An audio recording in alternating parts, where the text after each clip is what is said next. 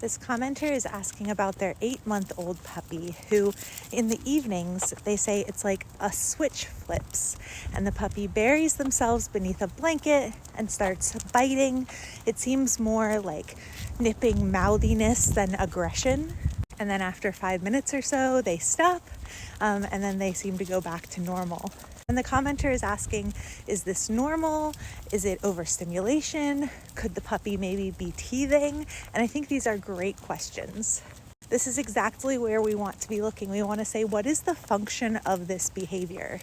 So at 8 months old, we are smack dab in adolescence, closer to the beginning side of things.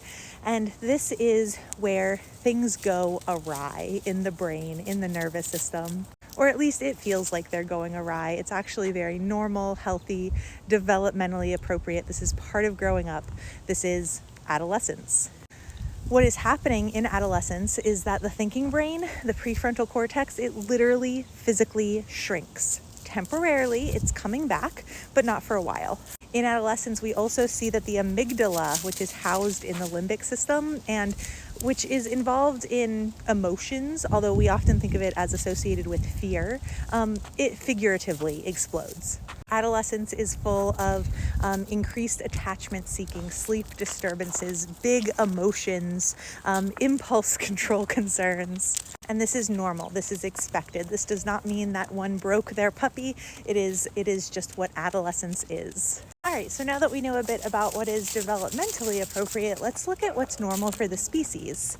Dogs tend to be most active in the early morning and in the evening. They sleep through the night and they sleep on and off throughout the day in 60 to 90-minute cycles. So it's also very normal for the species to get kind of a second wind, their next burst of energy in the evenings. And if you pair that with a puppy or an adolescent dog who is still working on being able to self-regulate in a helpful or perhaps to us more desirable way, we can see what is called the witching hour. And this is typically seen with our puppies and our adolescents, where they start getting really like mischievous, or they seem hyperactive, or like they have a lot of energy to burn in the evening.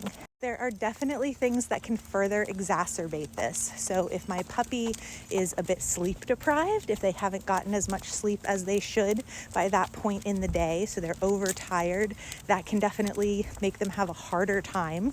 If they are teething, if they are hungry, if they don't feel well, if they have unsatiated needs, if they're stressed about other things, we can certainly see all of that contribute to them having a much harder time in the evening. One of the nice things about the witching hour is that it tends to be fairly predictable. A lot of folks can set their clock by it.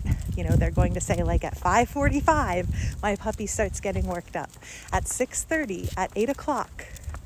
So in order to help set our puppy up for success and to avoid the rehearsal of unwanted behaviors, to keep our physical bodies safe, there are a few things we can do.